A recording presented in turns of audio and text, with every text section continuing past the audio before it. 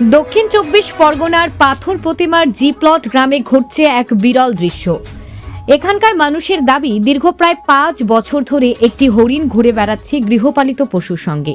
কখনো মাঠে, কখনো বাড়ির আঙিনায় শাকসবজি খাচ্ছে, মাঝে মাঝে মানুষের কাছেও চলে আসছে। এটি প্রথম দেখা যায় কয়েক বছর আগে, যখন হরিণের শাবকটি ম্যানগ্রোভ জঙ্গলের মধ্যে বড় হতে থাকে। সতীশ জানার ঘাট এলাকায় একে ঘুরতে দেখা যায়, যা স্থানীয়দের মধ্যে কৌতূহল সৃষ্টি করছে। বন দপ্তর এবং প্রশাসন এলাকার মানুষের কাছে সতর্কতা জারি করেছে, যেন হরিণ শাবকটি কোনো ক্ষতির শিকার না হয়। তবে সেই সতর্কতা সত্ত্বেও এই হরিণের প্রতি এলাকার মানুষের ভালোবাসা ও আগ্রহের কমতি নেই। এটি এক অদ্ভুত দৃশ্য, যা অঞ্চলের প্রাকৃতিক সৌন্দর্যকেও আরও বাড়িয়ে দিয়েছে। Bureau report, news prime Times. দেখছি তোমরা এই যে মাঠ রয়েছে, মাঠে গরু ছাগলের সঙ্গে হরিণ চড়ে বেড়াচ্ছে। এই গ্রামের মধ্যে হরিণ এলো কি করে জানো তুমি? না, এটা তো জানি না, তবে হরিণ আসে আমাদের। আমরা প্রায় ৪-৫ বছর আগে থেকে দেখছি। হরিণটা কোথা থেকে এসছে জানি না, তো এসে এই গরু ছাগলেদের সাথে ঘুরে বেড়ায়। আমাদের সাথে অনেক ভালোবাসার পরিচয় ওই হরিণের সাথে। হরিণ এখানে ওখানে ছুটে বেড়ায়, আমরা থাকি। দূর দূরান্ত থেকে লোকজন আসে ওর ভিডিও তুলতে কিংবা ছবি তুলতে। এটা ভালো লাগে যে আমাদের সুন্দরবনে একটা হরিণ এসে দূর দূরান্ত থেকে লোকজন এসে দেখছে, এই জায়গাটাকে চিনছে আরও ভালোভাবে। এই সব এমনি ক্ষতি করে না তোমাদের?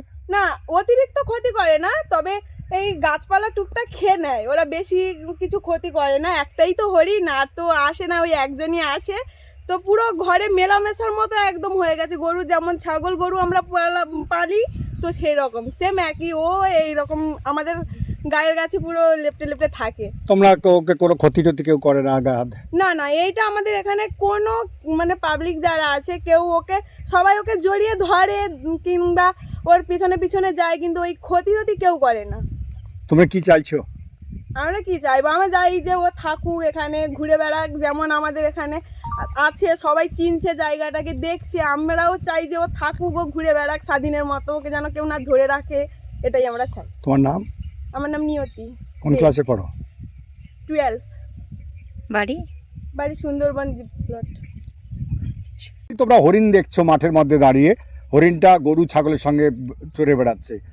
কবে থেকে দেখছো এবং কিভাবে দেখছো? এটা কি করে সম্ভব? এই 5 বছর 6 বছর ধরে তো দেখছি অনেক দিন থেকে। যে প্রথমে অনেক ছোট ছিল, ছোট অবস্থায় এখানে এসছে। তো যখন প্রথমে দেখতাম যে কোথা থেকে এসছে কেউ বলতে পারছে না যে কোথা থেকে এসছে, কিন্তু এসছে, যেখান থেকে হোক এসছে। তো এবারে ভালোই লাগে। তখন পরপর এখানে আছে, খাচ্ছে, বড় হচ্ছে, নদীর ধারে পাতা খাচ্ছে, এখানে মিষ্টি পাতাও খেতে আসে, আছে, ঘুরছে, সবাই দেখতে আসে, আনন্দও লাগে। যখনই বারবার দেখি না কেন, তাও দেখতে ইচ্ছে করে, যে হরিণ দেখতে পেয়েছি, ছুটে আয় ছুটে আয়। সবাইকে বলি, দেখতে ভালোই লাগে, এই আর কি। মানুষকে কিছু বলো না তোমরা না যারা হরিণ না, হরিণ তেমন কেউ হাত দিতে পারে না।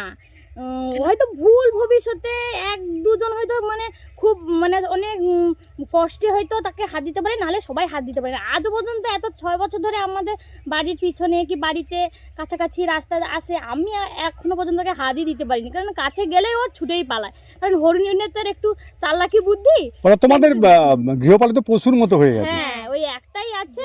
সবার ভালো লাগে, যখনই বেরোয় সবাই দেখে যে হরিণ বেরিয়েছে দেখবি আয়, এই ভালো লাগে। সবাই বাইরে থেকেও দেখতে আসে, এমন কিছু ক্ষতি করে না। আর থাকুক, আমরা চাই যে আমরাও দেখব অন্য সময়।